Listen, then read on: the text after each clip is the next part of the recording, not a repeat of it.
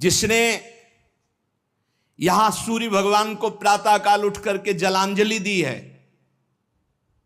पुत्र हैं भगवान यम, सूर्य पुत्र, जो अपने पुरखों का पिंडदान किया है,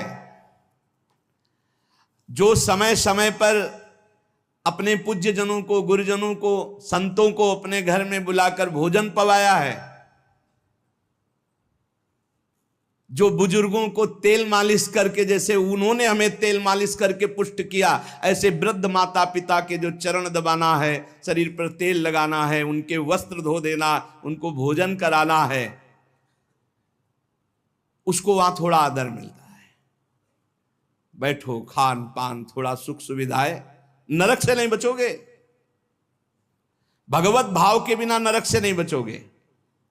जो जो उसने सेवाएं की हैं, वो सेवाएं, आए हो नरक के मार्ग में तो थोड़ा तेल मालिश हो जाएगा, खवा पिया दे जाओगे, थोड़ा शीतल जल पीने को मिल गया, खान पान की, विश्राम की व्यवस्था थोड़ी समय के लिए।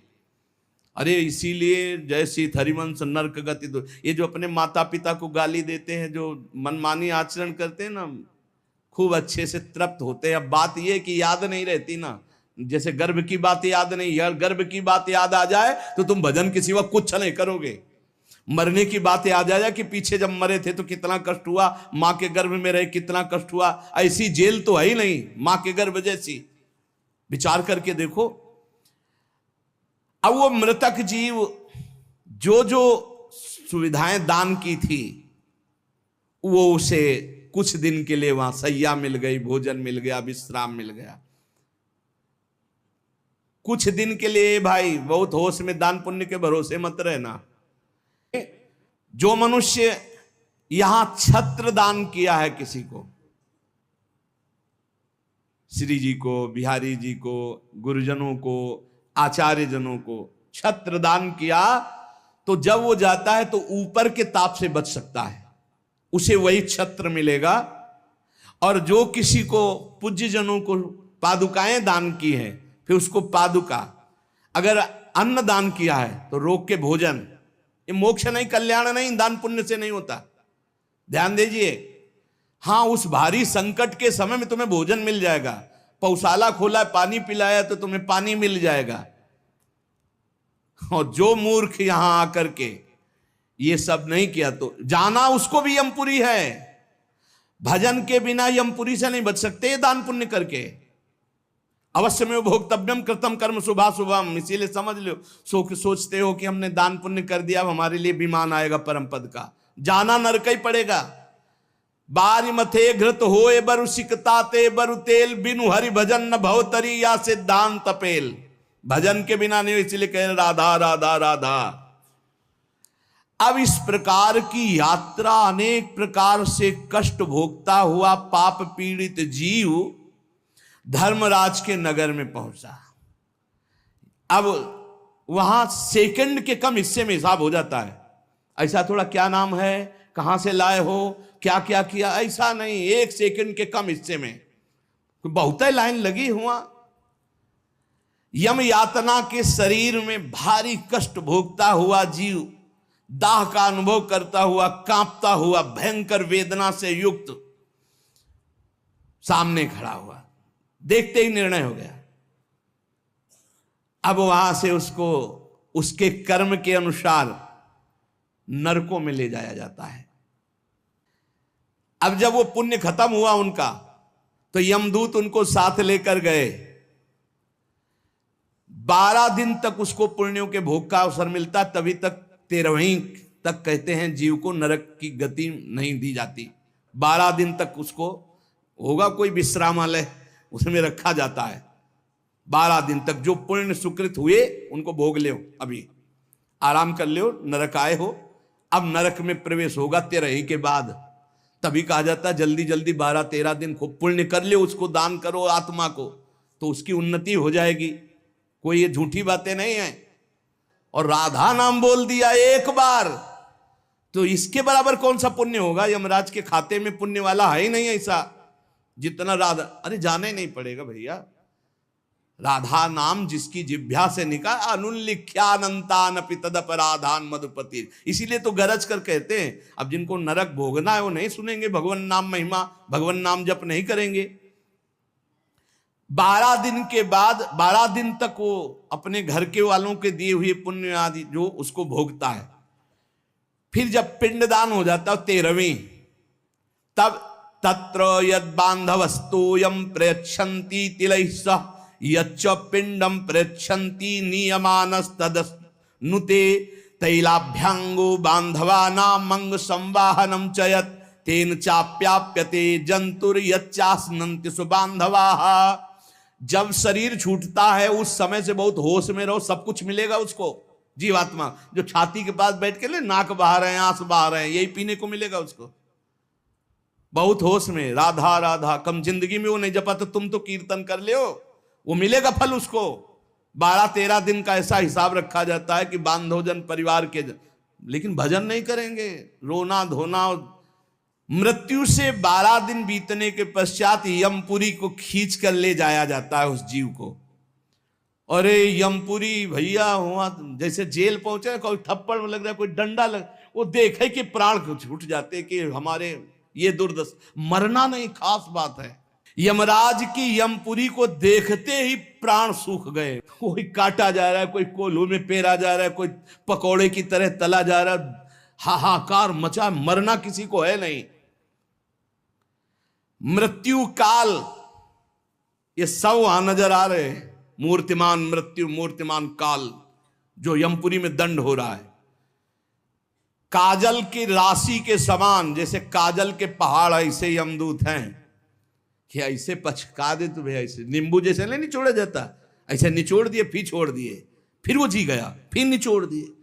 अब बोले 10,000 वर्ष तक यही करना है उसको, अब 10,000 वर्ष तक वो ऐसे करता रहे। क्या दुर्दशा। तभी हरिवंश महाप्रभु कहते हैं, रस सिद्धांत का वर्णन जब करते हैं तो कहते हैं, जैसी हरिवंश नरक गति दुर्भरी, बहुत कठिन है नरक की गति। तभी कहते हैं नरक जाओगे होश में रहो, तो मतलब सबसे बड़ा दंड नरक का। लोग कहते हैं कि कहां नरक स्वर्ग है, किसने देखा है? तुम देख लोगे।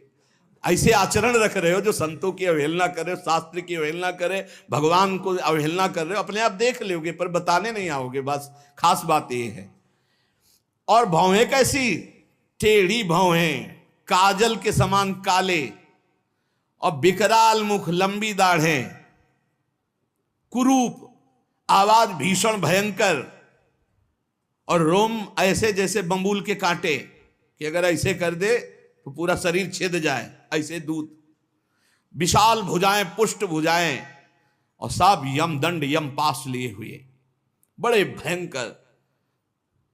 दुर्गंध आती है शरीर से, जीव देख के घबराता है, उनके हाथों में फंसा हुआ। अब जो यहां पराये पुरुष से रति करती है, अपने पति को धोखा देकर, जो अपनी पत्नी को धोखा देकर दूसरी पराई स्त्री से, पतिवंचक पर पति रति करई, रौरव नरक कल्प सत परई। ऐसे ही पुरुष को, ऐसे स्त्री को। रौरव का बड़ा भयानक स्वरूप है। रौरव नरक की लंबाई चौड़ाई 2000 योजन है। 1 योजन 4 कोश और 1 कोश 3 किलोमीटर। 2000 योजन कितना हुआ? 4 दूनी 8, 8000 कोश। 2000 का 4 तो 8000 हुआ, और 8 त्रिक 24,000 किलोमीटर का है। 24,000 किलोमीटर का, और गड्ढा रूप है जिसकी बहुत गहराई है। यह नरक बड़ा दुखदाई है। इसमें अंगार रास बिछी हुई है, आगों की अंगार रास, दहकते हुए अंगार, बहुत ही। अब जो स्त्रियां पराये पुरुष से, तो वैसे ही सैया अंगार की और तपता हुआ आग का पुरुष। अब भैया वहां जो पुरुष पराई स्त्री से, ये लिव इन रिलेशन, ये गर्लफ्रेंड, तुम्हारा इंतजार हो रहा है, रौरव में नंबर लिख गया है। तस्मात् शास्त्रम प्रमाणम ते, पशुवत आचरण नहीं। इसीलिए भारत भूमि में जन्म होना शास्त्रों में महानता का वर्णन किया गया, क्योंकि धर्म का पूर्ण यहां पालन करने वाले जन होते हैं। जो नहीं करते उनके लिए व्यवस्था है। अब उसके भीतर यमराज के दूत उस पापी जीवात्मा को, अब वहां स्त्री पुरुष तो है नहीं, वो तो शरीर पहले ही छूट गया। अब यातना देह, वो जेल की वर्दी, यातना देह नरक की वर्दी, धधकती आग में वो जल रहा है, चीख रहा है, पग पग पर भुन भुन कर गिर रहा है, न मूर्छा न मरण, रात दिन चीखता रहता है, जलता रहता है। दौड़ना है 28,000 किलोमीटर, बस उसी में दौड़, आनंद लीजिए। कितने दिन? बोले सहस्त्रों वर्ष, 1-2 वर्ष नहीं, सहस्त्रों वर्ष। ऐसे पापियों की शुद्धि नरक में की जाती है। फिर जब वहां से निकलते हैं तो कीड़े मकोड़े, पतंगे, हिंसक जीव, मच्छर, वृक्ष, ऐसी योनियों को प्राप्त होते हैं पापी जीव। या मनुष्य योनि में आए, पाप बहुत नष्ट हो गए वहां, तो यहां कुबड़ा नाटा, बड़े घृणित शरीर वाले, जो अवशिष्ट पाप बचते हैं थोड़े। आप कहोगे नरक भोगने के बाद भी अवशिष्ट बचे? कि हां, जैसे यहां किसी को सजा दी जाती, 20 साल की सजा, 1 लाख रुपया जुर्माना। अरे जब जेल ही दे दी तो जुर्माना का? बोले नहीं, जुर्माना है। तो जो जुर्माना हुआ उसका ये दंड है मृत्यु लोक में, समझ लो। जैसे लोग प्रश्न कर देते, हमें समझ में नहीं आता, जब नरक भोग लिया तो फिर यहां क्यों भोगना पड़ता है? तो तुम्हारी समझ में नहीं आता, जब 20 साल की सजा दे दी, 1 लाख जुर्माना रख दिया, वो जुर्माना ये मनुष्य से भजन कर ले हो, नहीं तुम्हारी दलीलें काम नहीं आएंगी। इस प्रकार पाप करने वाले जीवों को विविध प्रकार के नरकों में पिताजी कष्ट दिया जाता है। सुमति महाराज कह रहे, जब यहां से कोई पुण्यात्मा पुरुष गति करता है तो वो पुण्य लोकों को ले जाया जाता है। उसके साथ गंधर्व लोग गीत गाते हुए चलते हैं, आगे आगे अप्सराएं नृत्य करती हैं, और वो विमान पर बैठा आभूषणों से सुसज्जित, समय समय पर मीठा जल, ये सब सुविधाएं भोगता हुआ स्वर्ग जाता है। और वहां अपने पुण्य के अनुसार अप्सरा, विमान, महल, सब सुविधाएं प्राप्त करता है। पर वहां भी जलता रहता है, क्योंकि उसके दिमाग में एक माला पहनाई जाती है उसके शरीर में। उसको बता दिया जाता है, जिस दिन ये माला कुम्हला गई, यहां खोपड़ी के बल से नीचे फेंक दिए जाओगे, मृत्यु लोके विसंति। अब वो रोज माला देखकर जलता रहता है कि ये माला कभी, और जहां कुम्हलाना शुरू हुई तो भयंकर पीड़ा, ये सब छूट जाएगा।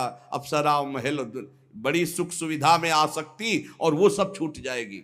अच्छा, ये दुख, और दूसरा एक दुख बगल में दूसरी अप्सरा वाला निकला विमान, जो उससे कई गुना सुंदर, कई, अब वो जल रहा है, उसको शांति नहीं। तब लगी कुशल न जीव कहूं, सपने हूं मन विश्राम, जब लगी भजत न राम कहूं, शोक धाम तज काम। पिताजी, जो मनुष्य यहां वीर्य को नष्ट करता है, बर्बाद करता है, उसमें जीवात्मा होती है। ये बहुत ध्यान देने, इनको इनाम में महारौरव नरक मिलता है, परिणाम में महारौरव नरक। ये जो अष्टमैथुनों का प्रयोग करके बिना शास्त्र मर्यादा के वीर्य को बर्बाद करते, जैसे शास्त्र मर्यादा है संतानोत्पत्ति के लिए, गृहस्थ मासिक धर्म के बाद, पवित्रता होने के बाद, भगवत चिंतन करते हुए भगवान की सृष्टि पूर्वक जो आराधना का भाव रख करके संतान उत्पन्न, बस उतने के लिए शास्त्र आज्ञा करता है। नहीं, मानव जीवन बहुत ही सावधानी के लिए, वीर में ये सब हम आप जैसे प्रकट हुए ऐसे जीवात्मा विराजमान है, उसको यथास्थान ना समर्पित करके और नष्ट कर देना, या फिर संतान नष्ट कर देना, या बहुत तरह से जो ये है महारौरव नरक की प्राप्ति होती है। नारकी घोर दुखदायी नरकों में ये जब जीव गिराए जाते हैं तो इनको पहले पता होता कि मेरे इस पाप का दंड मिल रहा है, मैंने जो पाप किया है, बहुत ध्यान देने की बात है। अभी तक जो चर्चा हुई उसमें खास बात यह है, आचरण पवित्र ना होने से नरकों की प्राप्ति समझ लो। पहला, पराई स्त्री की तरफ या स्त्री पराय पुरुष की तरफ जो व्यभिचार प्रवृत्ति करती है उसे रो रो नरक मिलता है। यहां जो व्यर्थ में वीर्य नष्ट करते हैं अन्य प्रकार से, इसे खिलवाड़ न समझा जाए, ये मनोरंजन नहीं है। मानव देह बहुत बड़ी संपत्ति है जो भगवान की प्राप्ति के लिए मिली है। जैसे आप अभी पता चले कि आप शरीर को नष्ट करना चाहते हो तो हमारी भारत सरकार आपको बंदी बना लेगी। सरकारी संपत्ति, आप जी सकते हो, केवल सेवा कर सकते हो, कर्म कर सकते हो, लेकिन इसे नष्ट करने का अधिकार नहीं। तो भागवतिक भी दंड है इसमें। तो आपको जो संपत्ति मिली हुई है, आंख, नेत्र, कान, सब इंद्रियां, इनका सही मार्ग में प्रयोग करो। गलत प्रयोग करोगे तो दंड मिलेगा। तुम इसके स्वामी नहीं हो, तुम सेवक हो। ये भगवान की दी हुई वस्तु है, उसे दुखदाई नरकों में गिराया जाता है। दिमाग में बैठा लो ये बात। व्यर्थ में ब्रह्मचर्य को नष्ट करना, व्यर्थ में ये पाप जनित कार्य करना, महारौरो नरक में जाने का पूरा तैयारी कर रहे हो। ये अज्ञान की बात नहीं, भगवान की कृपा से सत्संग सुनने को मिल रहा है, शास्त्र सम्मत। तो डरो, डर करके अपना सुधार करो। ऐसा नहीं कि आप कोई नहीं देख रहा, आपके मन में जो आया आप वो कर रहे हैं, नहीं, आपको इसका दंड मिलेगा, एक एक सेकंड का दंड मिलेगा। यमदूतों द्वारा घसीट घसीट कर ले जाए गए उस महान रौरव नरक में एक घंटी यंत्र की तरह उसमें बड़े बड़े कांटे ऐसे हैं जैसे खजूर के, वो घूमता हुआ है।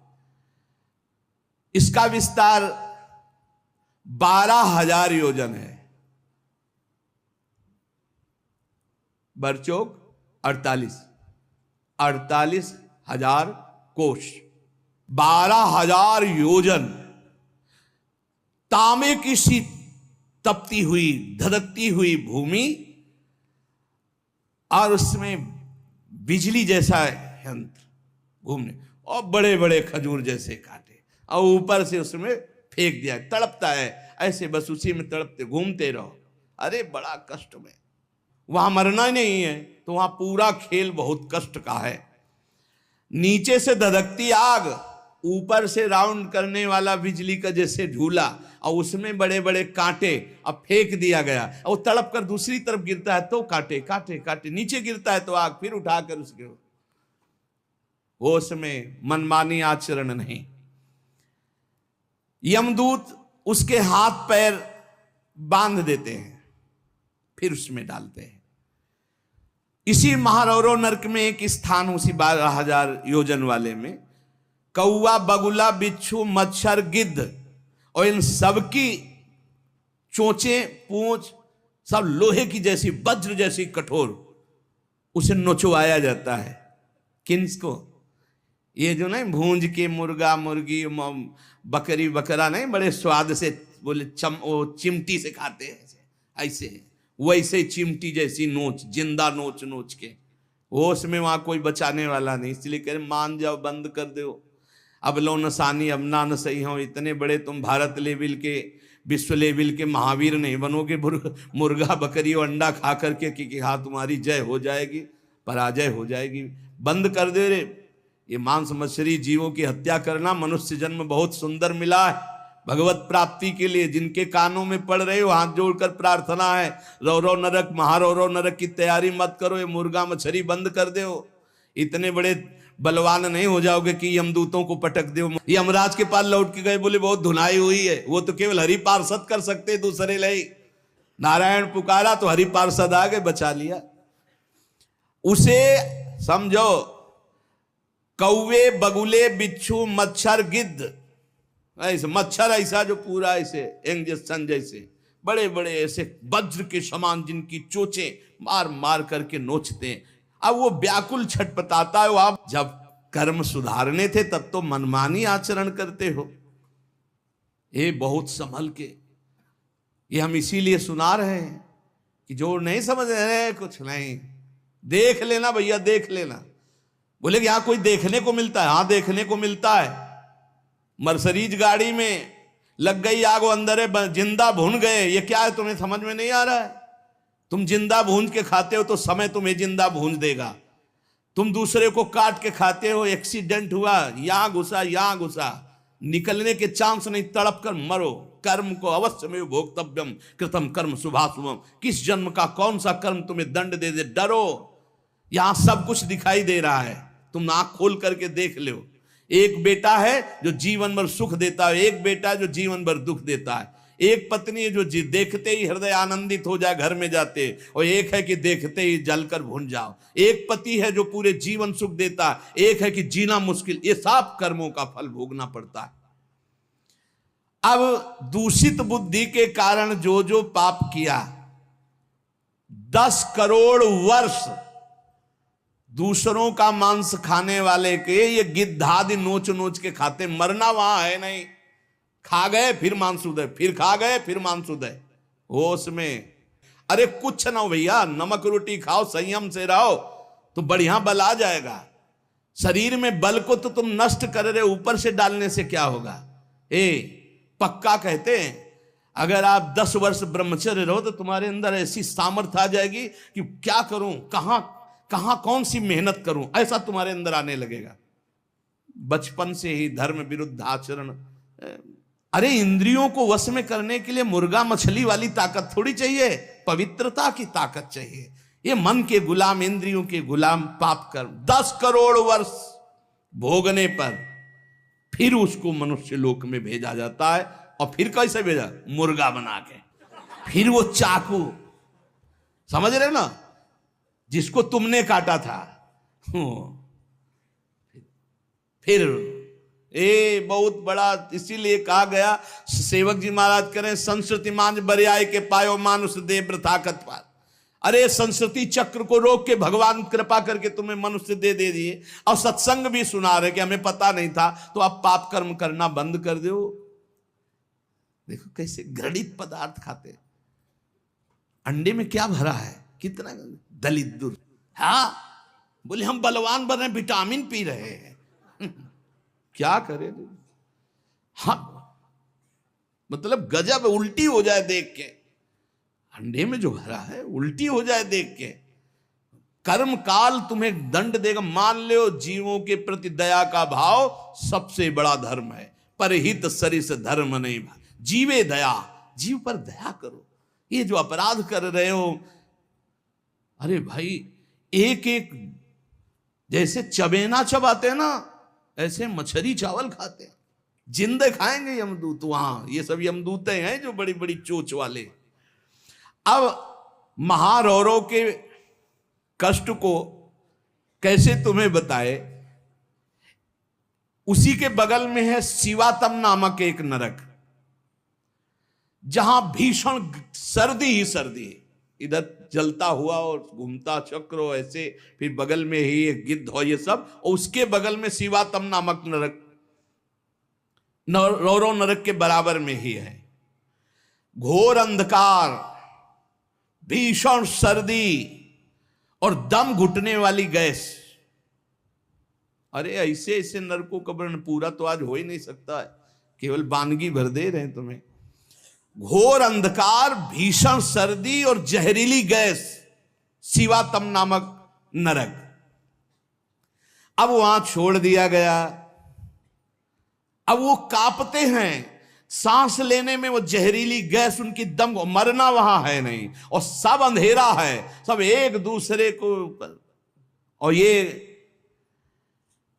वहां इतनी सर्दी की दांत कटकटाते हैं, भूख प्यास अन्य उपद्रव, इसके साथ ऐसी वायु चलती है कि बड़े बड़े ओला, फूट जाए शरीर, भयंकर हड्डियां चर चर टूटती हैं, ऐसे ईंट की तरह ओला गिरते हैं, मज्जा रक्त बह रहा है, अंधेरा, भीषण गैस, वो प्राण लेने वाली, क्षुधातुर मनुष्य एक दूसरे को खा रहे हैं वहां नरक में। शिवातम नामक नरक, महान कष्ट भोगते हैं ये निकृष्ट पुरुष, जो दूसरे के बच्चे का अपहरण करके ले आते, जैसे नहीं, दूसरे आदमी का चोरी करना, हिंसा करना, मार कर, ये सब इस नरक को प्राप्त होते हैं। डरो, यही डर ही डर हरिवंश हित, जिनो भ्रमय गुण सलिल पर, जी नामन मंगल लोक सुह। ये छोटे छोटे पशु पक्षियों को तुम मार कर खाते हो, दूसरों के धन का अपहरण करते हो, अस्त्र शस्त्र लेकर किसी दुकान में घुस गए, उसको मार दिया, काट दिया, उसकी संपत्ति छीन लाए, ले लो, तुम्हारा ये स्वागत होगा। शिवातम नामक नरक में डाले जाओगे, जहां केवल अंधकार, भीषण सर्दी, ओला की वर्षा और दम घुटने वाली गैस, हजारों हजारों वर्ष वहां तुम्हें भोगना होगा। जीवों को यदि आनंद लेना है तो यहां भगवान का भजन कर लो, धर्म से चल ले। ये मत समझो कि यहां तुम आयो स्वतंत्र हो, जो चाहो कर लो। नहीं नहीं, बंधन है बंधन।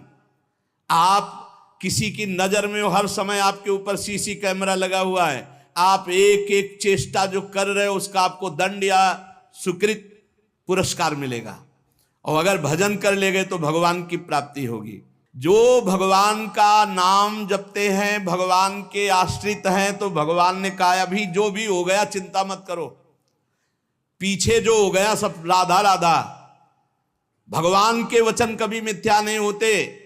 श्री भगवान ने कहा है, सर्वधर्मान परित्यज्य मामेकम शरणम व्रज, अहम त्वाम सर्व पापेभ्यो मोक्षयिष्यामि मा शुचा। मैं सब पापों से मुक्त कर दूंगा। भगवान की शरण में होके खूब नाम जप करो। लेकिन ये जो गंदी बातें हैं, मत देखो, मत बोलो, मत सोचो, मत करो, नहीं, ये बाधा पहुंचा देंगी। एक ब्रह्मज्ञानी महात्मा सुमति पूर्व में शिष्य बना करके प्रमाद स्थिति को प्राप्त होने के कारण एक जन्म और लेना पड़ा। इसलिए छोटी छोटी गलती में चूक हो जाती, फिर भयानक पापाचरण रूपी गलती करके कौन भगवत प्राप्ति कर पाएगा। इसलिए सावधान, नाम जप करो, कोई पाप कर्म ना होने पावे। शास्त्र का स्वाध्याय करो, जिससे तुम्हें पता चलेगा कौन सा पाप कर्म है और कौन सा शुभ कर्म है, और कौन सा ऐसा कर्म है जो शुभ अशुभ दोनों को विध्वंस करके भगवत प्राप्ति कराता है। खूब नाम जप करो, भगवान की शरण में रहो, वो सारे पाप नष्ट कर देंगे, तुम्हें भोगना नहीं पड़ेगा। पर आगे सावधान रहो,